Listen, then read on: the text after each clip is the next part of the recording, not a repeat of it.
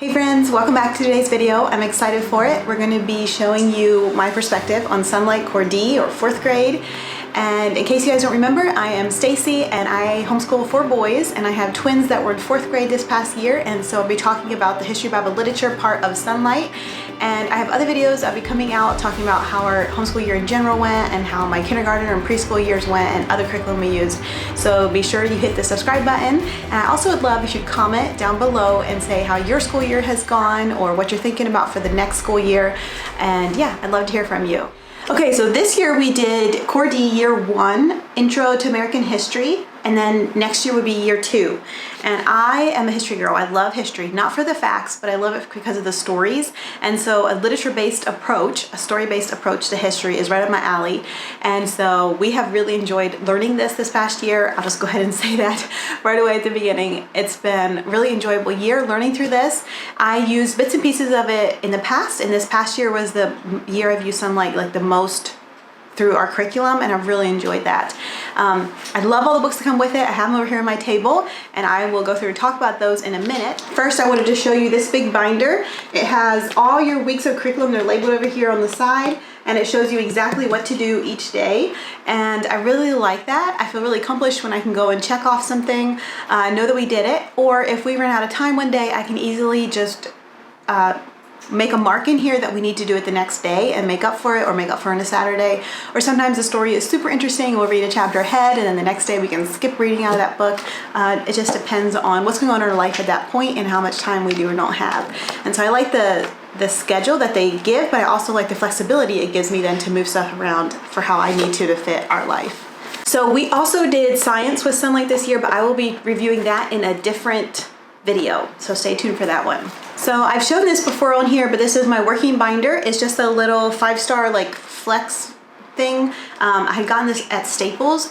I think you can get them off Amazon too, but these binders open and close, so you can add and take away stuff. And then I put in about a month's worth of curriculum in here at a time, 3 to 4 weeks. We are almost done with our Sonlight, not quite, but I thought I'd go ahead and do this review and let you guys know, because I know people are starting to think about next school year and what curriculum they want to buy. Right now there's some sales going on, you want to take advantage of them.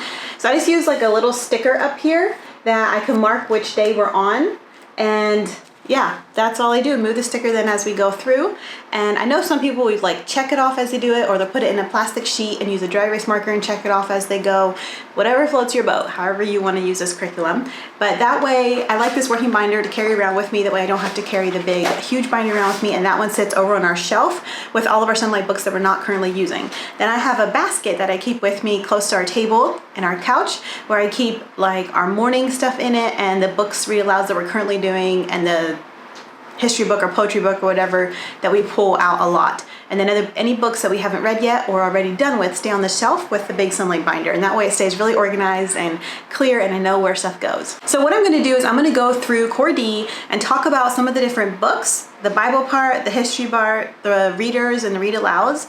And at the end of the video, make sure you stay tuned for that, I'm going to show what my boys' favorite books were, each twin, and then I also will show the timeline book and our Lapbook. So make sure you stay tuned for Lapbook. That one is really neat, and I was really impressed with that this year. So what I'll do is I'll start kind of with our morning basket, our morning time. So in the Sonlight schedule, they have you reading our scripture first, and then they have Bible memory. So for our scripture, we did that part of the year, and then part of the year I added a different book here. I'll show you that in a minute. I like reading straight from the scriptures. It's just that we also were doing a family devotions, and my husband was reading straight from the Bible also to our boys in the evenings. And so sometimes I like to just mix it up and add in something a little different. But I do like that Sonlight has you reading straight from the Bible. I think that's really great. And then for Bible memory, they have a suggested Bible memory, and depending how long it is, it might last 1 week to several weeks.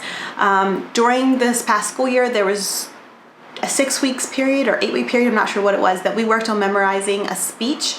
And so that was really great too. And what I have is I have a bulletin board over here on our desk that I have like the titles scripture and poetry and a hymn at the top, and then I'll just I print out the Bible memory and stick it up there on there. That way it's easy to review every day. I'll do the poetry. I'll either pick a poem myself, or like when we were doing that speech, I put the speech up there for them to work on memorizing. And then I just pick a hymn myself to teach the boys. So that is up there also. And then next with the Sonlight schedule, we do, with the Bible memory, they also sent along script or a song that goes with the Bible memory. So you can use the song to help you memorize the Bible memory. And so I would just play that off of my phone usually. I downloaded it onto there. Okay, this is the American Indian Prayer Guide, and this just goes through and tells you exactly like what to read. For example, here's day 2, and then you would read this here, and then there is a prayer to pray. So it goes through the different Indian groups. Like this here, it says week 12, and so this matches your Sonlight schedule exactly.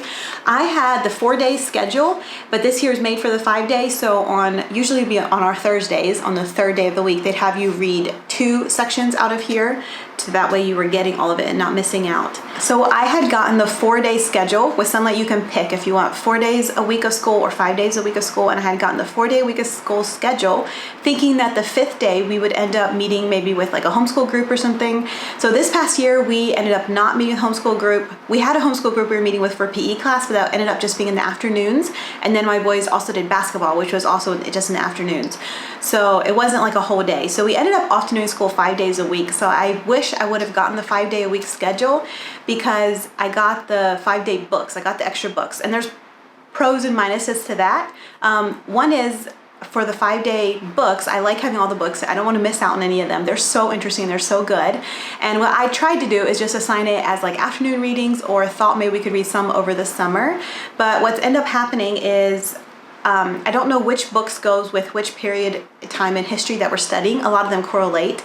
And so it would have been nice to have the schedule just so I would know for reference. So maybe next year I might do the 5-day schedule, because I have the books anyway, and that way I know when to schedule them. So anyway, back to this book, American Indian Prayer Guide. This is good. It introduces us to a lot of different Indians. I like how it has some pictures and in color. It doesn't have a ton of pictures, but it'll have some of the different Indian groups and kind of what their traditional clothes were. There is some really sad information, heavy information in here also though. Some days I would read it and just hear about the horrible things that were done to the American Indians and just feel sick to my stomach. I feel so bad. So, but it's the truth, it's how it is. And it didn't seem to affect my boys near as much as it affected me. I think as a mom and being older, I maybe understand more the pain behind it than what they do. Okay, the next one is talking with your kids about God, and it says 30 conversations every Christian parent must have. And I believe this is a new book that they had for this past year, and I like this one. I will say what I tried to do is pre-read it and then do the discuss, like tell them about it, summarize it, and then do the discussion questions with them. And that worked really well when I stayed on top of it. But sometimes I would get behind, and so then we'd skip it for a week or two until I could get caught up again. It was not that hard to get caught up. It's a lot of great content in here, and it's really easy to understand. And I love the questions that they have at the end. It creates great conversation starters with my boys. Sometimes my boys would come to me with really good questions about, like, for example, the Trinity, like 3 in 1, understanding that concept. Even as adults, that can be really hard for us to understand. So especially for a child. But in here, she had some really good ideas. She went through and talked about how, like, the egg analogy is not accurate, and the 3 of clover is not accurate, and there's one more, and why. And so she is honest and says there's no good analogy, but if you explain those 3 and what is how they're close, but yet what exactly is wrong with each one, it can help your child understand. So I appreciated that, and she had lots of scripture to back it up. And actually one part in here my husband used for a sermon, so in the scripture and stuff he used that it was suggested in here, and so that worked really good too. He used this one here, what can we learn about God from the Bible? And it goes through and talks about, like, holiness and the scripture and why it matters, and then she has it listed out, like down here is sovereignty, the scripture and why it matters, transcendence, omnipresent and omnipotence, faithfulness, goodness, and then she'll have a section that's key points, and then conversation guide, and then usually the last one is apply the conversation, and this will be like usually a comment from someone online saying that they saw this or believe that, or why are Christians this way, why do Christians believe that, it can't be right because of XYZ, how would you respond to them in a comment online? And I like that because it's really applicable for this day and age, especially for what our children are going to face in the future. So this book worked good as long as I stayed on top of it, or was able to read it ahead of time and summarize it to them.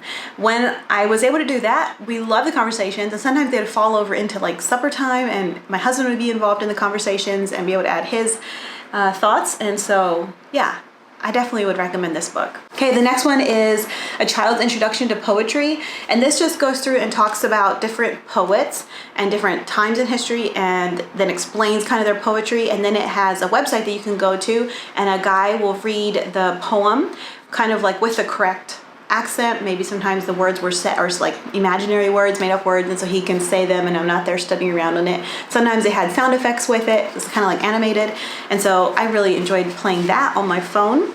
And as you can see, it's bright and colorful. I like that it introduced my boys to the Iliad and Macbeth, to Williams Wordsworth, Elizabeth Browning, and here is Emily Dickens, and there's often a 4-page spread per poet. And so what I did is I just made a copy of these questions that they have in the instructor's guide with Sonlight. And it also has vocab words in here, and it might explain something if they think it's not going to be quite clear in the poem.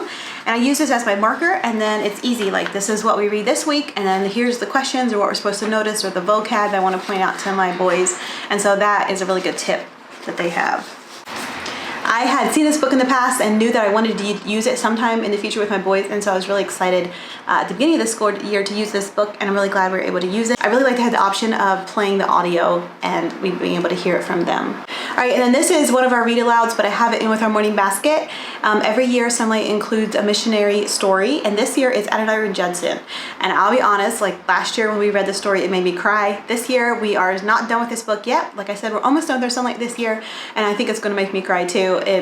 It's so far, it's been a really good story, and I know the story of Adoniram Judson roughly in my head, but hearing it in a lot more detail and hearing it like kind of through the eyes and ears of my children has really just been eye-opening for me, and I really enjoyed that, appreciated it. And I found myself even telling my husband, did you know this happened to Adoniram Judson, or did you know that happened to Adoniram Judson?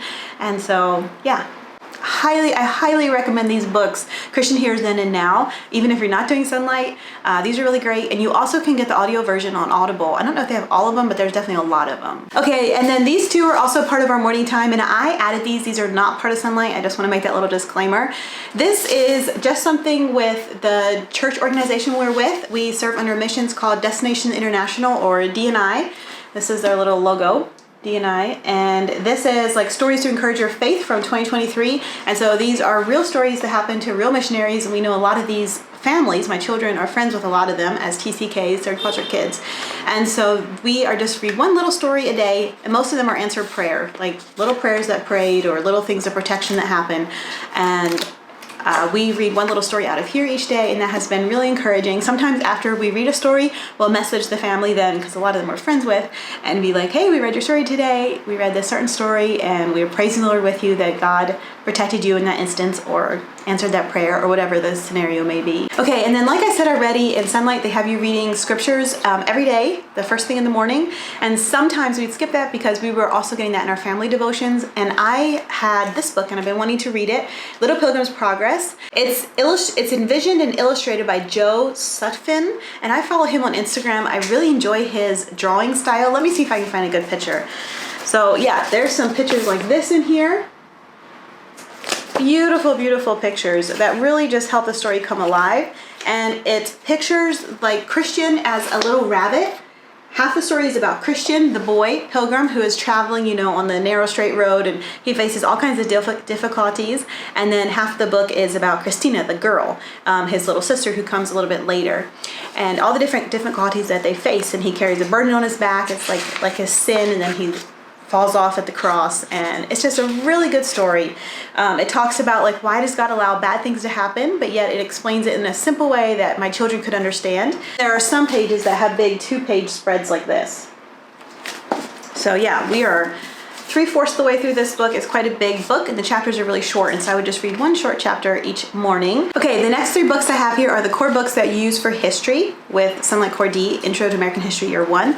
This one here is called The Beginner's American History, and when you first get it and look at it, it looks black and white, and it looks like something maybe your children will not be very interested in. I'll be honest, The wording in here is really easy to read. It's easy to understand, it's interesting. I especially like the stories that are about like people. For example, we recently read about Eli Whitney, and it goes through and talks about him as a boy, and it shows the image of where he carved his name into a wooden door. And I think to this day it's still there. And it goes through and talks about a little bit what he was like as a boy and as a young man and kind of his life story. And the way it's written, it's easy to read aloud to your children, and it's interesting. I find it super interesting, especially the ones about individual people. And it has some black and white pictures, but then in the other core books, so this one here is by Smithsonian, DK Smithsonian, American History, a Visual Encyclopedia. This one has bright, colorful pictures in it, and it also goes along with the same, like they'll have you reading, in 1 week you might read 2 or 3 pages out of here, you might read 5 or 10 pages out of here, and you might read 1 or 2 pages out of this other book I'll show you in a minute. And then your individual readers and stuff dive into like individuals' lives a lot more. This here would be more just like an overview of your history. So for example, one day we read these 2 pages, and you can see down here is a picture of Eli Whitney's cotton gin that he invented. And then that's all this book said about. It's just a picture in color and a small paragraph. But then this book had a whole chapter on Eli Whitney and his life and stuff, which made it a lot more interesting and come to life. And then the third main core book that you use pretty much all school year is the Landmark History of the American People from Plymouth to the West. This one has colorful pictures, and it's interesting written. It's sometimes in the wars it would get a little bit on the facty side and not so much on the story side, but for the most part it was interesting. This is one of the readers that is called The White House is Burning. This is not one of the core books, but it's easy to read. It has stories mixed in with it, and I really liked where it talked about Dolly Madison and what happened right over the time when the White House got burnt and how she handled it and what she did. She wrote some pretty detailed letters right over that time to her sisters, and so they have a good account of exactly what happened. Right before she left the White House, she took a big painting of George Washington with her and saved it, and pretty much everything else got burnt in the White House, so that's kind of interesting. If the White House got burnt today, it'd be all over news and shocking, and everybody would remember it and talk about it because there'd be pictures of it and videos of it and stuff. But this happened so long ago that not many people even really talk about it anymore, remember it.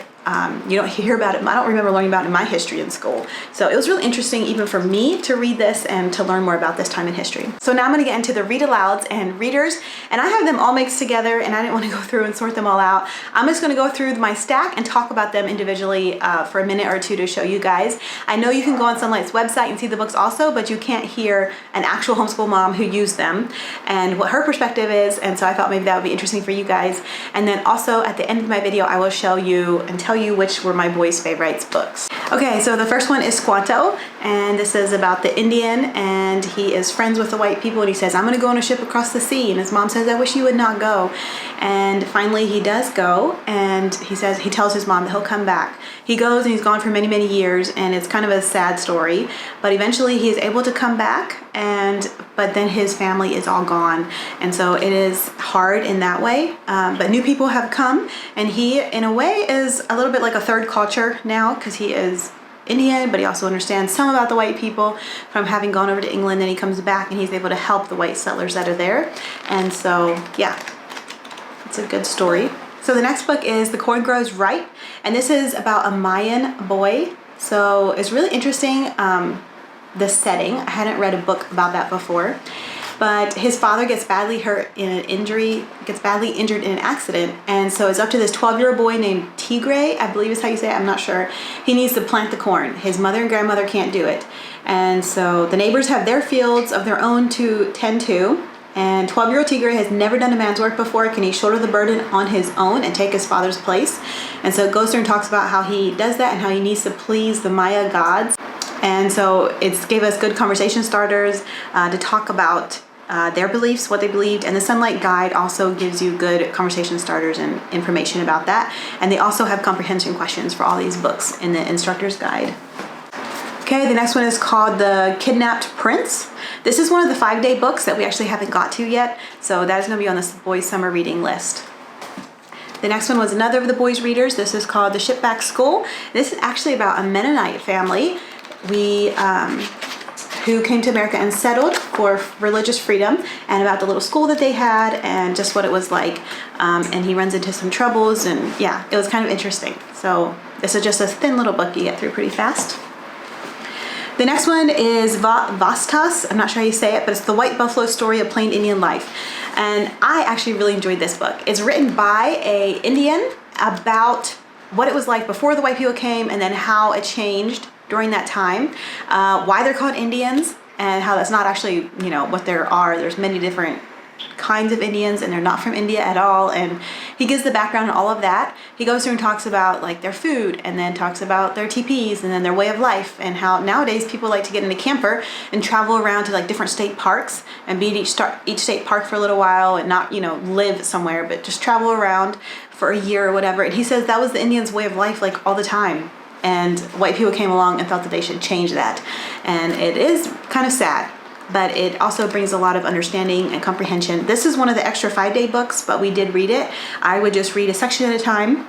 I find the Indian way of life super interesting and intriguing. I always have, even since a girl already. And so I was excited to read this one, and so we read that one. The next one is Lewis and Clark Expedition. This one, at first I was like, we're not gonna like this one, but we actually really enjoyed it. My map on the wall back here, we kind of followed their journey through it. I also have an American map of the states over here, and so we followed their journey through it and really talked about like the Rocky Mountains and stuff. That was my boys' like first real introduction to the Rocky Mountains and how hard it was for Lewis and Clark to get over it and how they almost died. And it was really neat how they took Sacagawea with her, and then she found her Shoshone people and found her brother. It was sad, a lot of them had died.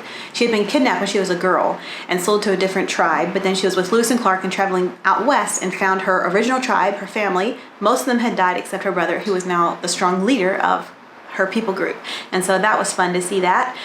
It was interesting to hear about all the different trials and errors that Lewis and Clark went through and how they almost shipwrecked and stuff like that. Anyway, they really enjoyed this book. It has some pictures, not a ton, but it's easy to read aloud. All right, next one is The Courage of Sarah Noble, and this has won a Newbery Award, Honor Award, so it's definitely comes recommended. This is an easy little read, but it's about a little 8-year-old girl who goes west with her father to build a cabin in the wilderness, and then I believe her father leaves her with the Indians while he goes back to get the mom and siblings, and she stays with them, and she remembers her words, her mom's words in her ear about keep up your courage, Sarah Noble, and so that's what this is about. It's a great little story. This one is called Sarah Whitaker's Story, and this is about a little girl who gets lost in the woods, and even my 6-year-old son, he liked to sit in and listen to the story. He wanted to see what was going to happen to her also. It was quite an interesting little book, and it was hard to read it was hard to stop at the end of each day's reading. We wanted to keep reading, and so I think we read ahead of this one and got done with it pretty fast, because this mama's heart can't stand imagine the thought of having a young lost child out in the woods with a bear at that. The next one is called The Cabin Faced West. This is also about Western wilderness life. She thinks her life is so boring, and then she finally meets some like famous man. One of the guys I think was president or something. I kind of forget. We read that one so long ago. All right, the next one is called And Then What Happened, Paul Revere. And this is, I believe, a series of these, but this was one that's included in this year's. And this is an easy to read book. It's got lots of pictures. I read this one aloud to the boys. I can't remember if it was a reader or read aloud, but I read it aloud to them. And we went through this one pretty fast. It's good, it's interesting, it's written to the children, for children, so yeah, that's great. The next two here are The Bill of Rights, Why It Matters to You, and The Constitution of the United States. I liked both of these. They went through and explained very well. It's written to children and in a way that they can understand and in ways that apply to them. So I'll just show you the inside here a little bit. Bright, colorful pictures. And then this one too. So since we live in Cambodia, but this is about the American government, it was interesting to compare and contrast the two with my children, because here there's not really freedom of speech, or not to the same degree that there is in America. There are certain things that you shouldn't say about the government here, or not too publicly anyway. And so that was really insightful to be able to compare and contrast the two. Okay, so the next book is Phoebe the Spy, and this is about Phoebe Francis. And she is trying to save George Washington's life. Someone's trying to kill him. She is disguised as a housekeeper and goes and works for him, but is really a spy, trying to figure out who is trying to kill him. And she always would meet her father each day in the market and exchange any information that they had learned. Her father runs like a tavern in town where all the famous leaders of that time come and eat, and he overhears conversations. One day when Phoebe goes to meet her father, he looks concerned. He tells Phoebe that Washington is planning to leave in a few days and the person who is plotting against him will act before then. Phoebe is very frightened, but she is determined to save George Washington's life. She is running out of time and she must figure out who is after Washington before it's too late. And so this is an interesting story. It helps you understand the times. This is just a little book called The Thanksgiving Story. We read this back at the beginning of the school year. It's been so long ago I almost forget it, but it is just about Thanksgiving, and this lined up with our Thanksgiving Day that we celebrated it. I was right around the same time of year, and so that worked really well. Yeah, it's just a great little theme thing. The next book is Sarah Plain and Tall. This is also just a fairly thin reader for the boys. This is Jericho's Journey. This one is another 5-day books that we have not read yet, but I want to read it. So this is called The Story of Amistad. I'm not quite sure how you say it, but it's a fast-paced, dramatic, gripping story about a ship that's called Amistad that's full of African slaves headed for the New World. But under the leadership of a young African-American named Think, I'm not quite sure how you say it, they revolt and they're able to take over the ship. And they think they're headed back to Africa, but instead they end up in New England. So, and this story at that time ended up on the front page of the newspaper. Were these Africans rebellious slaves, or were they honest men and women trying to regain their freedom? So, great story. Okay, the next one is called Timmy O'Dowd and the Big Ditch, and this is a story about the Erie Canal, the rivalry between two cousins and how they learn that the canal needs everyone to pull together, and they have to be really careful to make sure that there's no leaks in the canal, and yeah. Okay, the next one is called Winter Danger. And this is about a dad and his son. The mom passed away. The dad is really woodsy. He likes to live in the woods. He doesn't really belong anywhere, doesn't really settle, doesn't have a home. But the boy longs for a home and longs for a house and a cabin and a fire and a family. And his dad says, you and me, we're just alike. We don't talk much and we don't need like a place to belong. And the boy in his head thinks like, no, I want a place to belong. And it goes through and talks about like how much he hates being out in the rain and the cold and sleeping in logs and under trees and stuff like that. And then finally he's able to stay with his, and then finally they go to a cabin where he has some family, some of his mom's family, and his dad all of a sudden just leaves him there. And then he has to figure out how to live with a family and to live with a cabin and to be part of a family. And it's quite and it's quite an interesting story. Sometimes when my boys talk about like, why do I have to wash the dishes? Why do I have to help fold laundry? And I'll talk about because you're part of this family. You don't live out in the woods all alone. Like there's privileges, but then there's also responsibilities that come with that. Okay, the next one is called The Underground Railroad, and this is about a family who is one of the stops on the Underground Railroad. They help slaves running away, and one day his father, I forget why, is not able to help a man that's running away, and so he asks his son to help. And so is the son able to help? Yes, he's able to help, and it talks about his bravery and what he does that night to help that runaway man get away to have his freedom, and talks about kind of the boy's discovery of figuring out what his family does, because at the beginning he wasn't even quite sure that they helped runaway slaves. Okay, the next one is called The Bears on Hemlock Mountain. This was another reader that the boys read, and this is also a Newbery honor. I like how Sonlight picks such high value books. This is about him crossing the mountain where he thinks him and his mom think there's no bears, and he has to go over to his aunt's house and get a big huge kettle because his mom's always cooking. It talks about all the different food she cooks, but she's gonna make a big soup because all these people are coming, and he has to go over the mountain, which is really just a hill, to get this big kettle from his aunt. And him and his mom keep telling themselves there's no bears on the mountain, there's no bears on the mountains, but he actually sees some bears on the mountain. And there's a cute picture where he's like hiding under the big huge kettle. He's hiding under the big huge kettle and there's bears there, and so they find out that there is definitely bears on Hemlock Mountain. And so he has to be brave and yeah, figure that out. I think his dad eventually comes and finds him, is what happens in this story. Oh, I forgot to say, this one here is a true story. A lot of the stories that we read this year are based on true stories, and so I really liked that. It makes the story so much more like impactful. Okay, the next one is called Ben Franklin of Philadelphia, and this is one of the 5-day books, and we have not read this one yet. I want to do it as a read aloud. We'll probably do it over the summer. Okay, the next one is called The Journeyman, and this is about a boy who he's on a farm, but he doesn't like the labor and the hard work of farm life, and he likes to make things beautiful. And he's excited because he gets an internship as a painter, and he's able to help bring color to the world. But as the years go by and he comes back to his home territory, they aren't quite sure about him, and there's trouble happening and they need someone to blame, and he's like the new stranger in town, and so they're looking for someone to blame, and it seems like he's the guy to blame. And so yeah, that's what happens in this story. Okay, the next one, I'm not sure how you say it, but it's based on a boy from an Alaska Eskimo. He's an Eskimo, a boy, and he accidentally gets adrift on a piece of ice way on the ocean, and his family think he's died, and it's a miracle that he survived, eventually bumped back into land somewhere else, and he had to learn how to survive there and fight for his life. And so this is just a thin little book, but it's got some pictures in it. This is more about Native American culture, and got some pictures and some information in there. Okay, so the next book is Daniel Boone and How Early Americans Took the Road. It covers the French and Indian War, trails, turnpikes, and the Great Wilderness Road, and daring escapes, and much, much more. This book has neat, like ink pen drawings. There's some more. So this book, it talks a lot about Daniel Boone and his passion for life, and it also will take you through the French and Indian War, and also as he rescues his daughter from the Shoshones warriors. He gets kidnapped himself, he escapes from death, dashes home to defend Boonesboro, then moves on to new adventures in Spanish-held Missouri. And there's a quote in it, Daniel Boone says that, "I can't say as ever I was lost, but I was bewildered once for 3 days." So at the time when Daniel Boone was born, there was a lot of just wilderness in America, and so it was pretty easy to get lost. These last couple, I'm going to try to just go through quickly here. This is called A Lion to Guard Us. So it's about these 3 young children. Their mother died, and their father had already gone to the New World.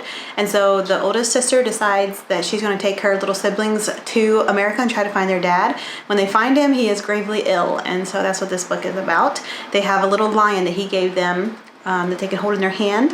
You can see he's holding it down here, that is supposed to protect them while their father's gone. Their father gave it to him before they left. And so that's where the title comes from. This is called A Secret School. This is about Ida. She's 14 and she needs to finish 8th grade, and her dream is to go to high school and then become a teacher.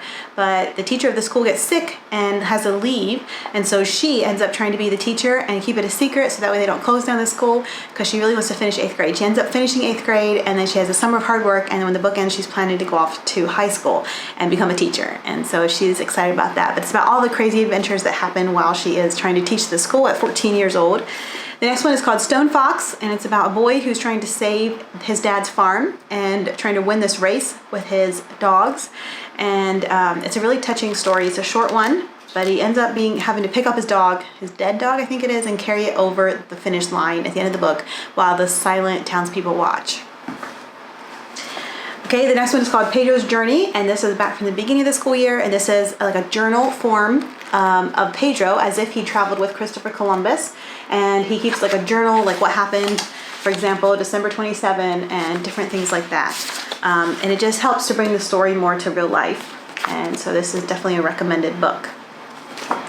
And then this one is called King George, What Was His Problem?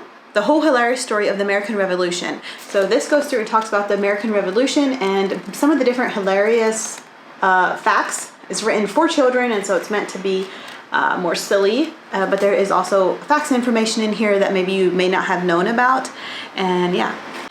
All right, so next of all, I have 3 little stacks here to go through. This is going to be my twins' favorite books from the past school year. So this one here is what they both picked out. So first of all, we have The Witch of Blackbird Pond, and this one has won an award, John Newbery Medal. So this one here is about Kit, and she's grown up on the island of Barbados by her grandfather. She was loved and pampered life there, and then her grandfather dies, and she goes to America to live with her aunt.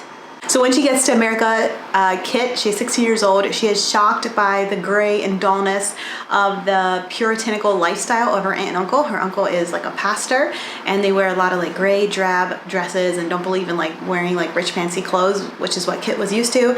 And so it's quite a shock for her to get used to the way that they live. Living with her uncle's household is not easy, and she finally meets and becomes friends with an older lady who lives out like in a meadow named Hannah Tupper. And she's the only person who lets Kit just be herself. But then but the townspeople believe that Hannah is a witch. And so when Kit becomes friends with this witch, they believe that maybe Kit is a witch also. And they end up burning down like Hannah's house, and Kit has to decide, like, is she gonna just stay with her family, her aunt's family, or is she gonna help this older lady, or can she remain friends with both of them? And so this was an interesting book, and both of my boys said this is one of their favorite books from this past school year.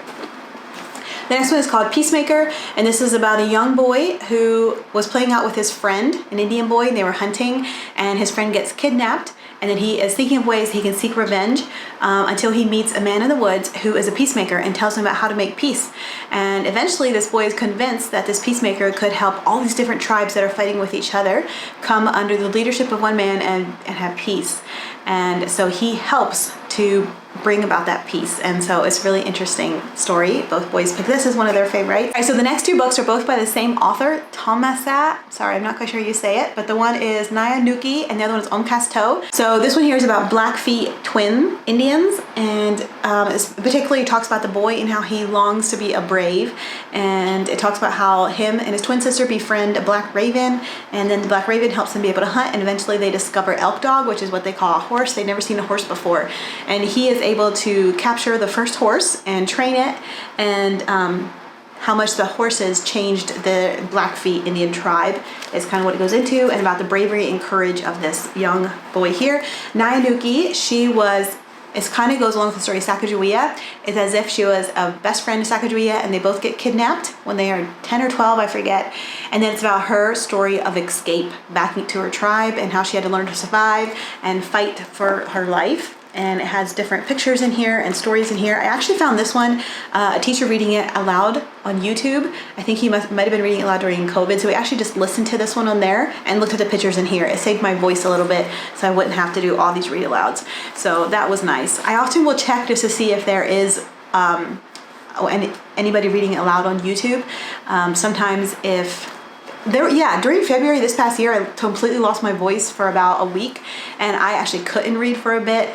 And so maybe it was during that time that I was checking on YouTube to see what all books might be on there for free. I also sometimes will use Audible, but we do have to pay for those. So if you can find them on YouTube, then they're free. Anyway, okay, the next was Johnny Freeman, and this has won a John Newbery Medal. This is about a 14-year-old boy who is training his apprentice to be a silversmith, and he kind of, at the beginning, has like a bad heart. He's really proud and kind of bullies the other boys around, and then he ends up pouring silver on his hand and kind of crippling his hand, and so then he can no longer be a silversmith. And so he walks around the streets for a bit, not quite sure what to do with his life. He ends up getting on a new life plan, and he ends up being like a mail carrier, riding a horse and carrying mail back and forth between some different famous men, including like Paul Revere, John Hancock, Samuel Adams, and other Boston patriots. And he ends up being part of the American History Revolution, like the Boston Tea Party is in here. He goes on and helps throw off the tea and some different stuff like that. And he ends up having a much better heart and being much more humble towards the end and being kinder to those around him. This next group of books I'm going to show you is Zeke's favorite books. This one here is called Walk the World's Rim, and this is about Chico and Esteban. Chico lives with his starving tribe of Native Americans. Esteban comes along with some Mexican explorers. Esteban is a slave of one of them.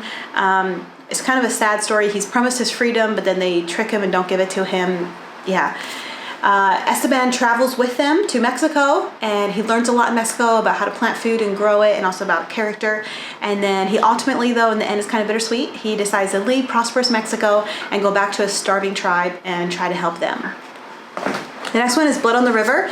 This is based in Jamestown in America, but it's about Samuel Collier. He lives in England, and he's kind of a street urchin, and he steals for his food and stuff like that. He ends up becoming a page at Captain John Smith, traveling to America and helping with Jamestown. He ends up living with Indians for a bit and learning their language. He's able to help then the Jamestown settlement when they're starving to get food from the Indians. And he works a lot with Captain John Smith, and he's able to learn good character and quality, and he decides that he's able to be who he wants to be. He doesn't have to be the boy who steals stuff. He can be a person of good character and a leader like Captain John Smith. So that's what this book is about, and both my boys like this one. Even my 6-year-old would listen in on that story a lot. The next one is called Fever of 1793, and this has won an award. I'm trying to read what award. I'm not sure, but it's won an award.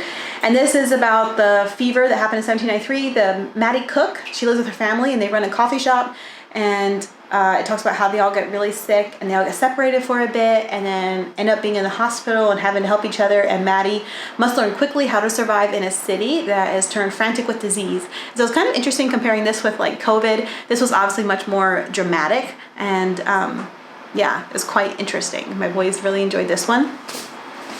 The next one is called Carry On Mr. Bodwitch. I actually got this book on Audible and we listened to it, and my husband really enjoyed this book too. Sometimes even now when we go somewhere, he'll be like, let's listen to Carry On Mr. Bodwitch. He really enjoyed it. I don't think he ever quite finished the book yet, so he wants to finish it and see what's gonna happen. But it's about a boy who is really smart, and he grows up and is apprenticed for quite a few years. He didn't want to be, but his father basically forced him into it. But he ends up learning a lot. He's super smart, and he learns different languages, and he's able to help create different instruments for ships to be able to use to navigate. And I think he draws some maps maybe too. I kind of forget, it's been a bit since we listened to it. And the last one that they both really liked was called The Sign of the Beaver. And this I think is one that most homeschool moms are really familiar with. But it's about a 13-year-old Matt, and he goes with his father into the wilderness, and they build a cabin, and his father leaves him, and he has to learn how to survive. He ends up trying to teach an Indian boy how to read, and he learns some of the language from the Indian boy and how to survive. The Indian boy teaches him how to fish and hunt and make bow and arrow. And yeah, it's about how he learns to survive on his own in the wilderness in this cabin till his father comes back with the mother, and I think there's a younger sibling. So it's a really good book. Okay, and last of all, these were Zadok's favorite books. So this is Tolliver's Secret. I think both my boys really enjoyed this one, but Zadok put on his favorite stack. The country was counting on her. So this little girl, she has to be a spy. She dresses up as a boy. She has a loaf of bread, and inside is a secret note. Her grandfather is like a spy or carrier to carry stuff to George Washington, or a carrier along the way, not directly to him, but he gets sick. He hurts his ankle and he can't do it, and so she has to take it over. And it just talks about all her adventures disguised as a boy, a spy, and trying to carry this secret message in this loaf across the river. And she ends up going with the enemies in their ship, and they are completely unaware that she has a secret message in there, but she ends up really helping to save the war. The next one is Justin Morgan Had a Horse, and this is obviously very common one. A lot of homeschool moms are familiar with this one. Also, this is a Newbery Honor book.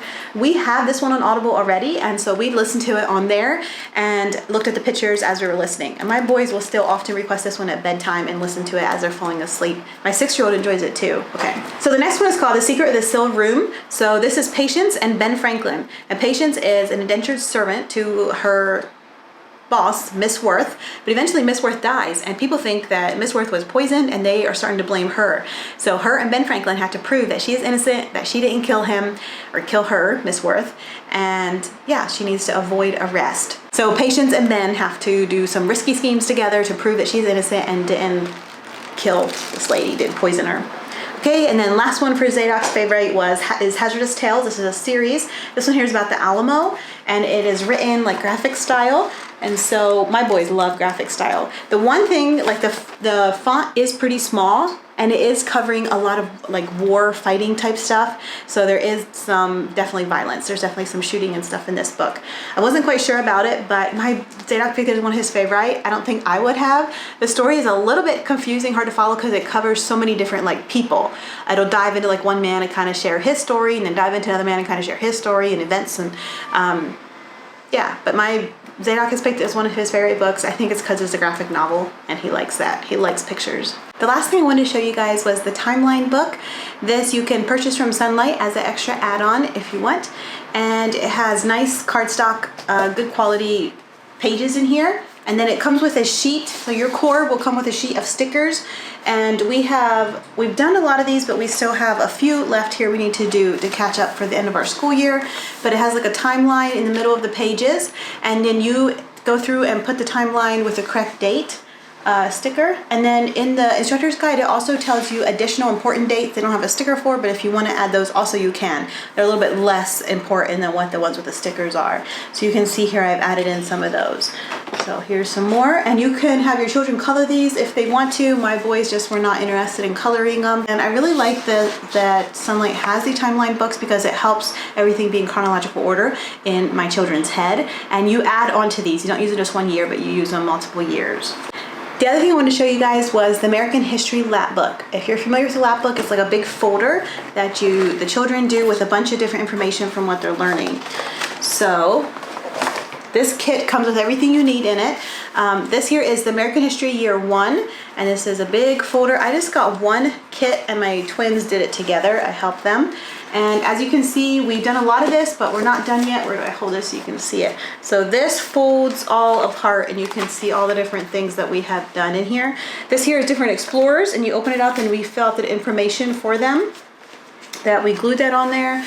Down here is a bunch of different maps that from like Christopher Columbus. So for example, this shows the 3 different routes that he took, and there's different layers of plastic on here that show the different routes. It's hard to show you with not laying it down on a table here, but I think you get the idea. So, there's different maps in here, like different territories belong to who. There's a map of different Native American groups and where they lived and the names of them. There is several different maps in there. This is different navigation goals. This here is different documents like the Declaration of Independence, the Constitution, the Mayflower Compact. It's actually really neat. You unfold them, it's folded up in there like a roll, and then there's all the writing. This is a Native story bag. So it has inside this brown paper bag is different Native Americans that were famous for different things. Explorers. Here was slavery in America, and it goes through and talks about that. This here is 5 reasons for exploration, and you go through and you have different things that you glue on there. You can actually see those. That is golden riches, land to conquer, spread of Christianity, and adventure. This here is like an advertisement, a wonderful place with so much to offer. Come visit the beautiful land of Florida. You'll want to stay. And you can go through and draw pictures in there. We obviously haven't done that. And then the front one out here is the British Acts imposed on the American colonist. So this here was folded up and inside this, and it goes through and it explains the British Acts are imposed on American colonists. It's like a big wheel that is layers deep of all the different things, and it folds up and then you stick it back in there. So yeah, we are almost done with that, but we do have a few more we need to catch up on that. We got a little behind, but I really like the Lapbook. It's a fun and crafty thing to do with the boys. It comes with instructor's guide, which has nice colorful things, and they tell you in the Sonlight instructor's guide when to do, like for example, project number 17, soldiers in the revolution, and then here they show you step by step and tell you what to do. And then it comes with all the stuff you need in here. There's a stack of different kinds of papers, there's glue and tape, and yeah, different things in there. So both of these are add-ons to Core D, but I think they're a great recommendation. Okay, so that is what I have for our homeschool year, Core D, History, Bible, Literature. That is a lot of books, I know. But we live in Cambodia, and for most of this past year, I did not have access to a library. I did towards the end of this school year, so I'm really thankful for that. But this here is my library. This is our books. Whatever I had is just the books we're gonna read this year. And so I think it's worth it. I know Sonlight can be a big cost sometimes up front, but I think it's worth it because you get so many great books, so many great resources. And if you can't afford it up front, you can buy their curriculum used, like on Facebook, used curriculum things from other homeschool moms, and I recommend that, so depending on how your budget is. But yeah, we've had a great, rich year with lots of great stories. If you ask my boys which is their favorite curriculum, they'll say Sonlight, and it's because of all the great stories. And yeah, I'm glad I was able to share which of those books they enjoyed the most with you guys. Let me know if you have any questions down below. Remember to give it a thumbs up and leave a comment down below. Subscribe if you haven't yet. Coming out with a lot more great videos. Thanks for watching. Bye.